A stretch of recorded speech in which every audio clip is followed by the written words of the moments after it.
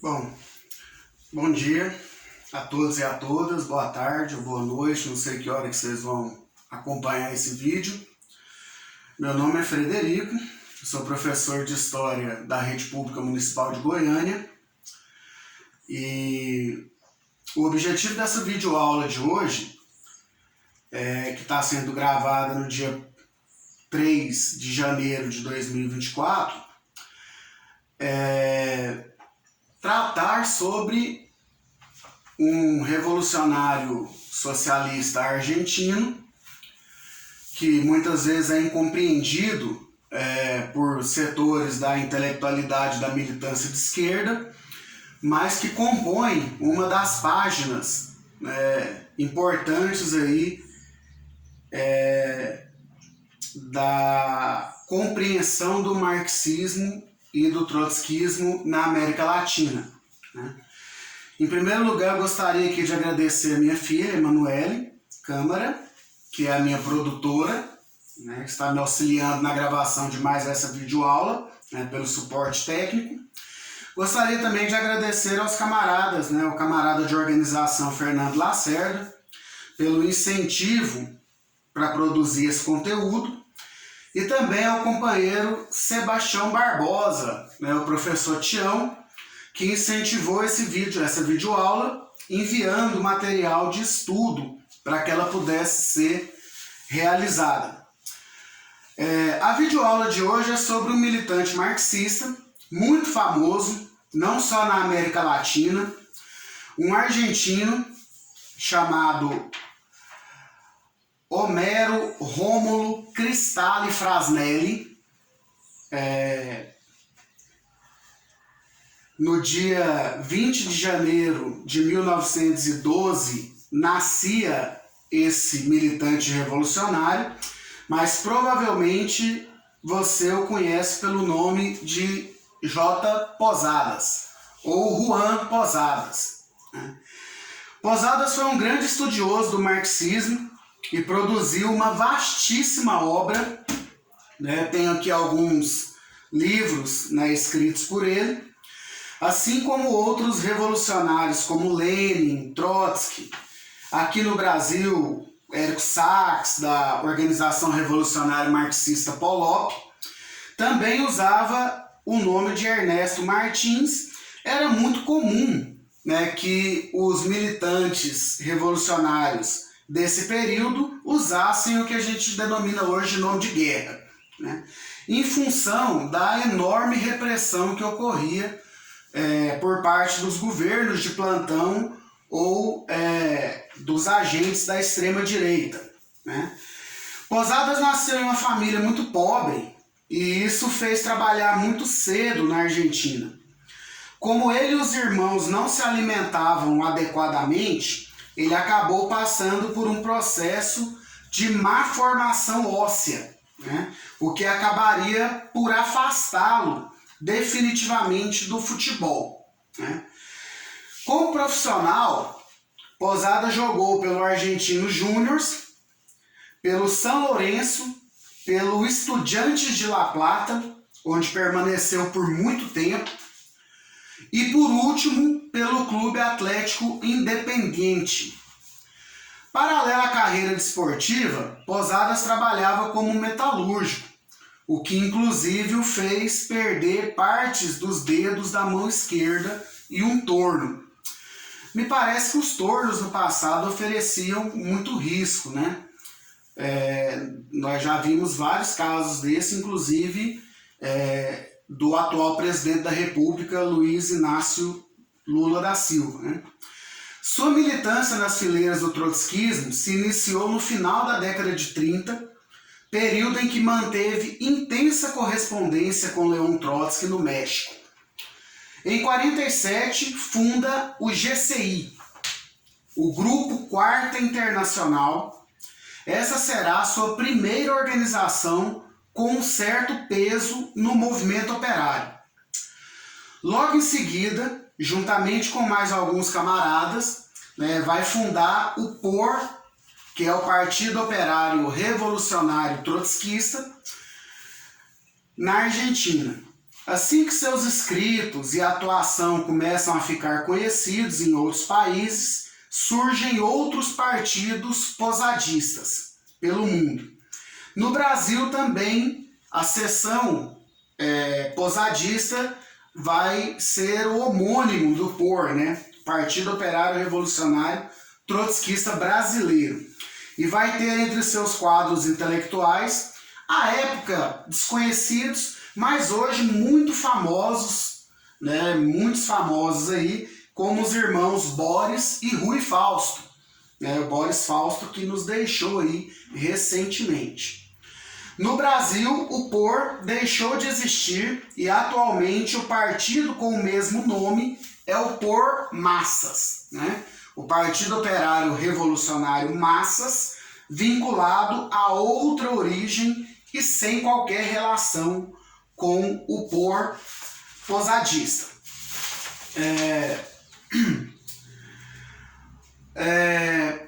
Durante a ditadura militar, o POR adotou uma estratégia que também foi adotada por outros setores da esquerda socialista.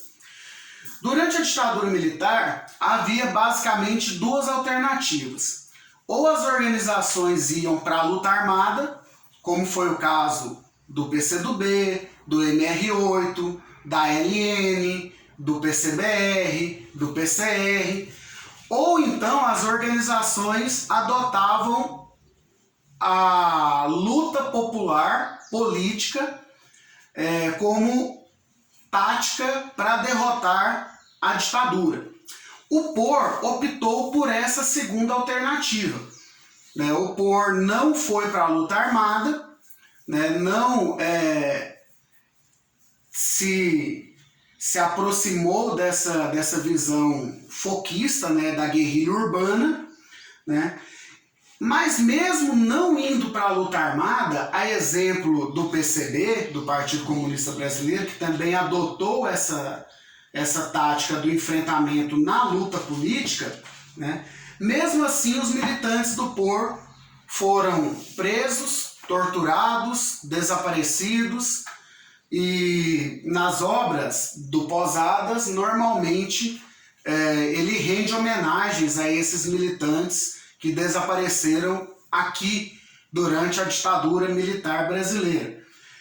Um dos exemplos é o próprio Olavo Hansen, o Paulo Roberto Pinto, que é o Jeremias. Nesse caso do Jeremias, é importante a gente lembrar uma coisa. O Jeremias ele era um militante posadista, O nome dele de batismo era Paulo Roberto Pinto e ele foi morto antes do golpe de 1º de abril de 64. Ele é morto no final de 63 por usineiros em Pernambuco. O Jeremias ele vai ser deslocado pela organização para Pernambuco para poder atuar junto aos trabalhadores dos canaviais com o objetivo de fundar sindicatos de trabalhadores rurais. Nesse contexto, ele vai ser preso pela polícia do grande democrata e socialista, ex-governador do PSB Miguel Arraes, e depois ele é assassinado, a mando dos usineiros de Pernambuco. Bom, então voltando aqui à biografia do camarada Posadas, para aqueles que se interessarem aí, em conhecer um pouco mais sobre a trajetória do POR posadista, eu indico o livro A Esquerda da Esquerda, que é um livro de um pesquisador, de um escritor muito bom, que é o Murilo Leal. Nesse livro aqui nós temos a trajetória do POR entre os anos de 52 e 66, além de outros grupos que lutaram contra a ditadura militar. Com continuando aqui a biografia do Posadas, Posadas vai aumentar sua influência a partir do momento em que ele cria o BLA, né, o BLA, que é o Birô Latino-Americano da Quarta Internacional, isso no ano de 1951, já durante o segundo Congresso Mundial da Quarta Internacional. Após esse evento, após esse segundo congresso, o POR argentino acaba por ser reconhecido como a seção da Quarta Internacional na Argentina. Posadas sempre tratou de implementar com muita disciplina todas as ordens dadas pelos dirigentes quartistas. Primeiro por Michel Pablo, enquanto ele esteve à frente da Quarta Internacional, e depois pelo economista belga Ernest Mandel. Em 1962, Posadas vai se separar oficialmente da Quarta Internacional, criando sua própria internacional, que ainda resiste até os dias de hoje, né? Mais adiante vamos falar um pouco mais dessa organização. Com a vitória da Revolução Cubana em 1959, os dirigentes quartistas, impressionados com o foquismo, passam a orientar as suas seções na América Latina a integrarem as guerrilhas. Posadas participa pessoalmente da guerrilha do MR-13 na Guatemala, nos anos finais da década de 60. Já com a idade um pouco avançada, Posadas se muda para a Itália com alguns de seus seguidores, onde falece em 1981.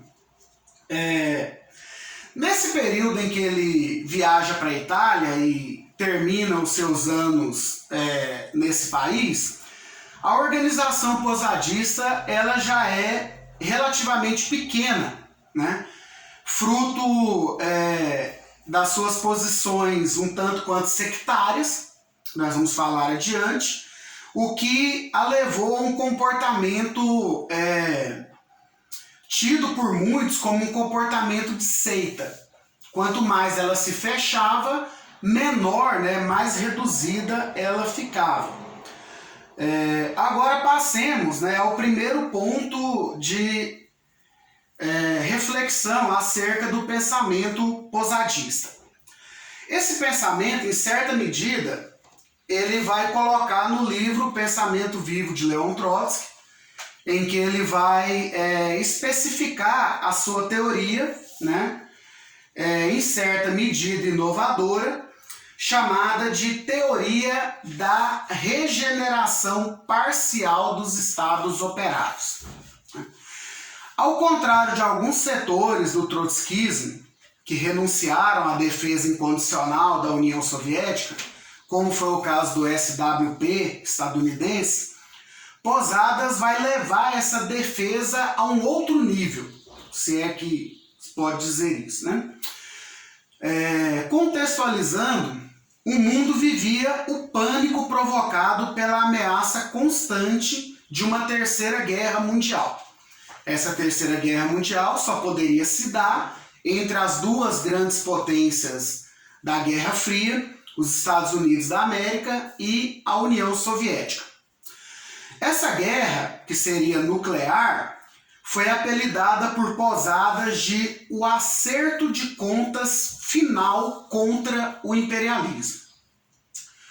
E nesse enfrentamento entre a burocracia stalinista e o imperialismo, os trotskistas, segundo Posadas, deveriam cerrar fileiras junto aos partidos comunistas.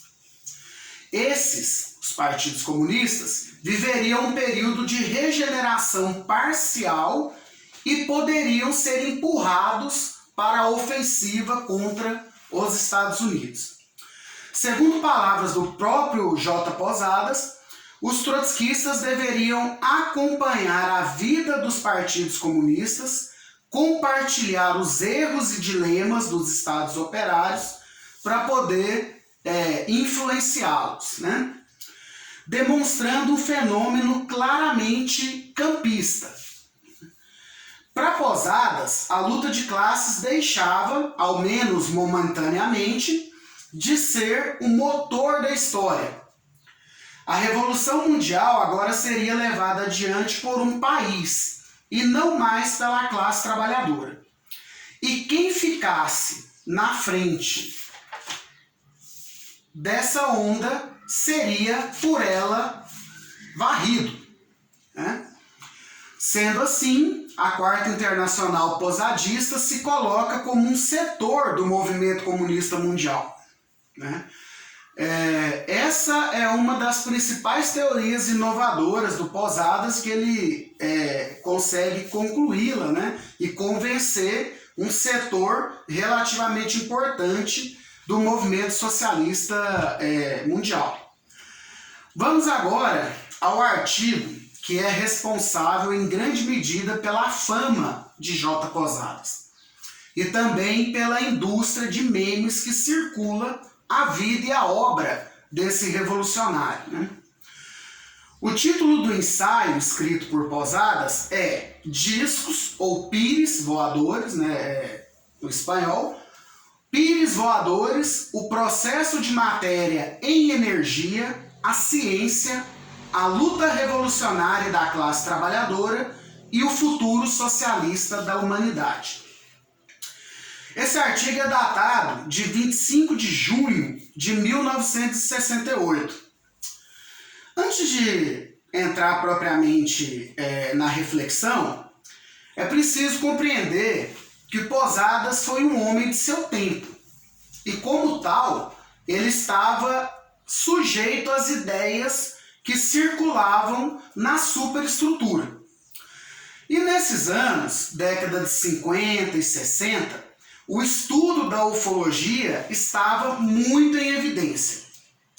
O número de pessoas que acreditava em vida inteligente em outros planetas era muito grande, provavelmente bem maior do que na atualidade. 2 anos antes do ensaio polêmico, portanto em 66, o cientista e astrofísico Carl Sagan publicou um estudo intitulado Havia vida inteligente em outros planetas? Observe então, quando o Carl Sagan, que faz a publicação de um artigo sobre vida extraterrestre, vida inteligente em outros planetas, é tido como um artigo científico. Mas quando é um revolucionário de esquerda, é tido como caricato, né, fantasioso. Então, a principal diferença que havia entre os dois ensaios é que, para Posadas, né, cabia comprovar que esses seres extraterrestres viveriam em um modo de produção superior ao capitalismo. Portanto, um modo de produção comunista. Posadas parte de uma visão carregada de um marxismo estruturalista e muito mecanicista. Note, no capitalismo, ou mesmo nos modos de produção que o antecederam, o desenvolvimento tecnológico das forças produtivas não pode atingir a sua totalidade devido às relações sociais de produção. Isso se dá porque as forças produtivas são propriedade privada. No nosso caso, propriedade privada da burguesia, o que permitiu à Rússia semi-feudal se tornar uma superpotência industrial e espacial durante a Guerra Fria. O que permitiu foi uma economia planejada, planificada, que vai libertar as forças produtivas, colocando-as e, consequentemente, o seu desenvolvimento sob o controle dos trabalhadores. O raciocínio de Posadas parte da seguinte premissa: os ETs visitam a Terra já há algum tempo. Quando escreveu o ensaio, em 1968, já haviam relatos de experiências com vida extraterrestre há pelo menos 20 anos. Né? Para ele, se esses seres possuem uma tecnologia que os permite viajar e visitar outros planetas e galáxias, quando o ser humano só conseguiria pousar na Lua no ano seguinte, portanto em 1969, isso significava que esses seres possuíam um modo de produção com forças produtivas infinitamente mais desenvolvidas que as nossas. Logo, esse modo de produção é superior ao nosso, portanto, socialista.